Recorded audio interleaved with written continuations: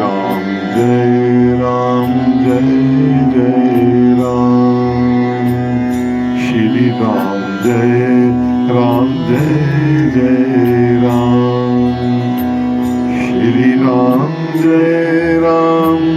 जय जय राम जय जय राम। जय जय राम।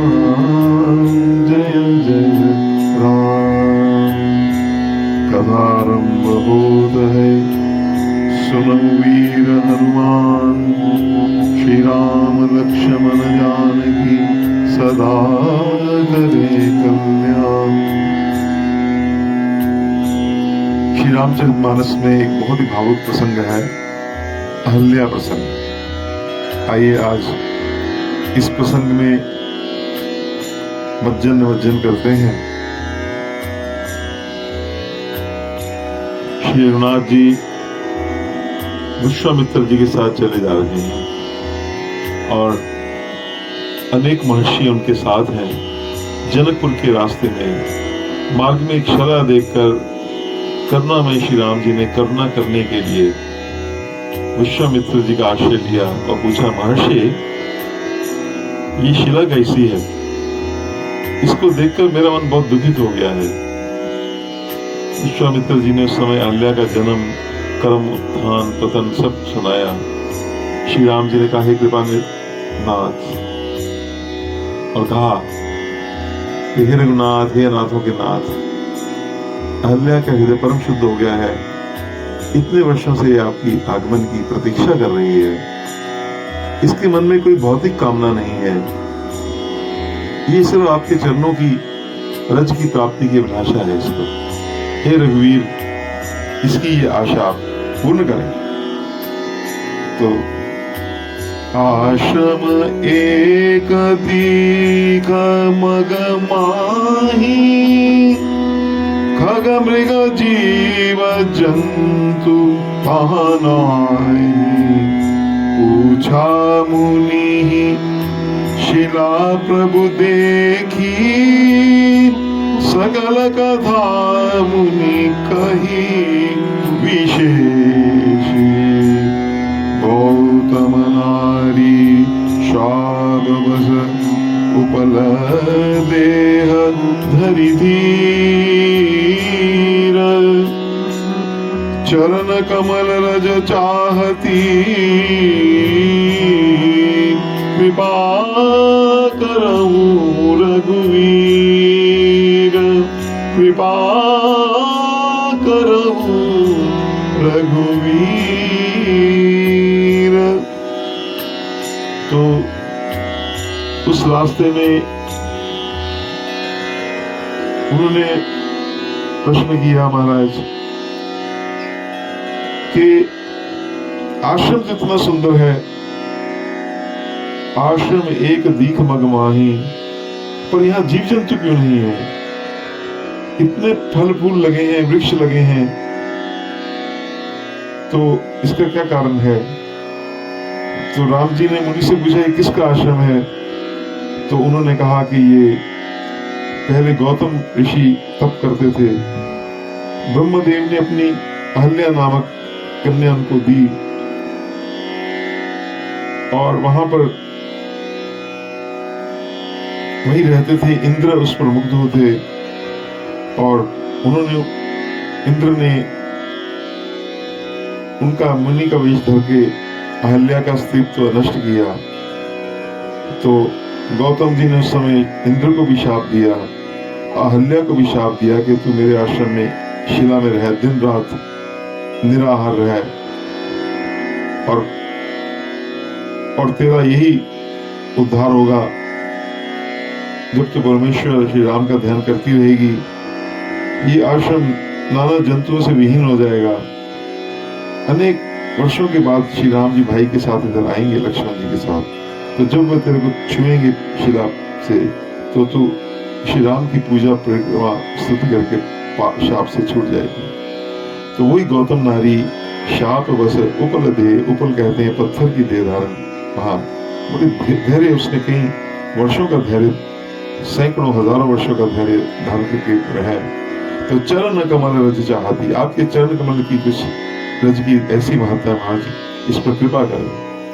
तो उस समय का बड़ा सुंदर ये स्तुति है, इसका हम पहला इसका भाग लेते हैं। श्री राम।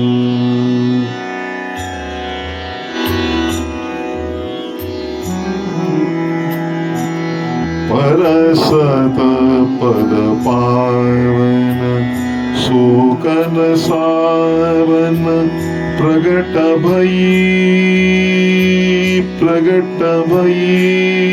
तप पुंज सही। परसत पद पावन शोकन सावन प्रगट भई तप पुंज सही। देखत रघुनायक जन सुख दायक सनमुख हुई कर जोरी रही। अति प्रेम धीरा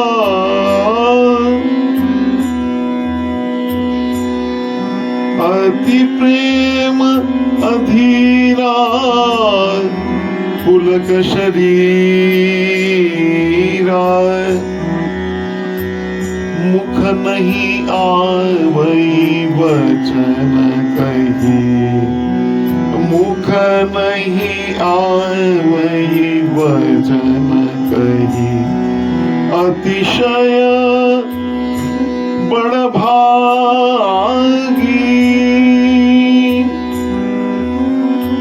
चरणन लागी।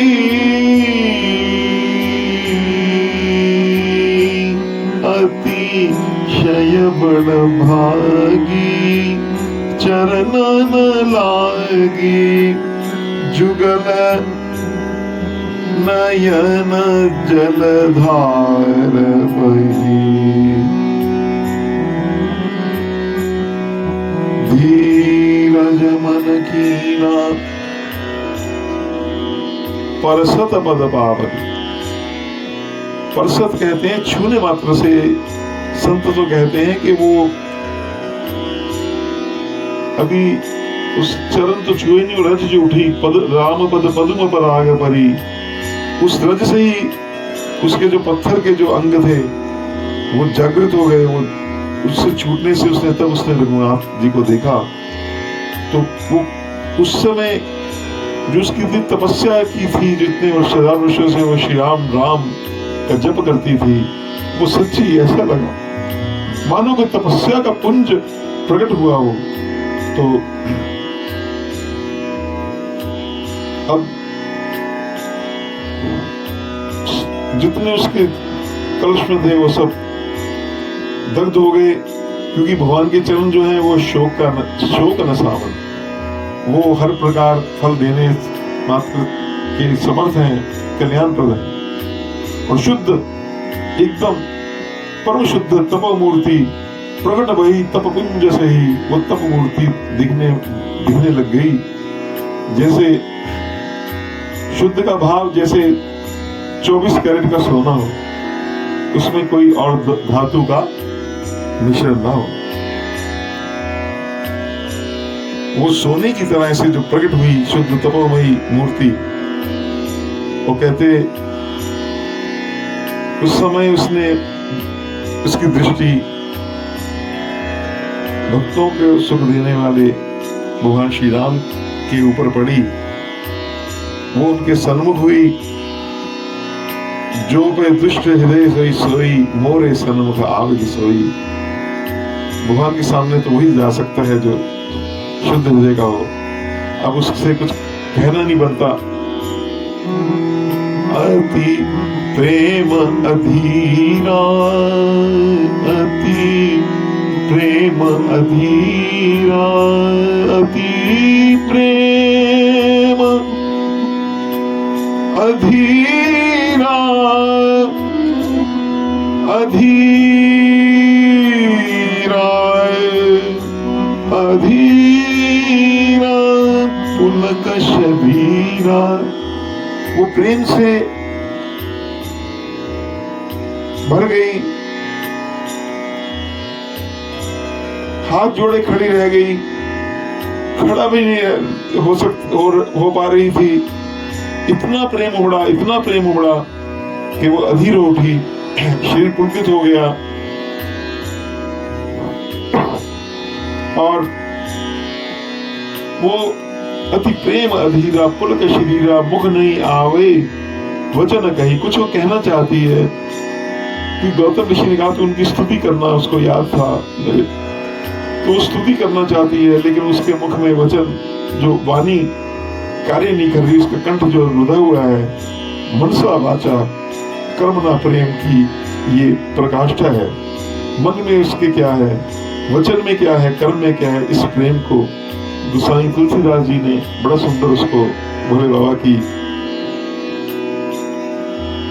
समर्थ ये जो दृश्य में दिखा रहे हैं। अतिशय बड़ा भागी, उसका भाग्य का क्या कहें। वो जो चरण मास्टर दृष्टिगोचर होते हैं कभी कभी, वो चरण उसको प्राप्त हो गए, वो चरणों में लग गई, वो तो चरणों में गिर पड़ी। और जुगल नयन जल धार बही, चरणों से उसका संबंध हो गया। अहोभाग्य, यही अहोभाग्य है, अतिशय बड़ा भागी है जिसको भगवान के चरणों का आश्रय प्राप्त हो गया। उस जीव का क्या कहना। आंसुओं की धारा उसकी बह उठी और गंगा के समान वो पतित पावनी हो गई। इस प्रकार ये प्रसंग हम और भी आगे इसको लेंगे, आगे का भाग। बोले भगवान श्री रामचंद्र महाराज की जय, श्री अहल्या मैया की जय।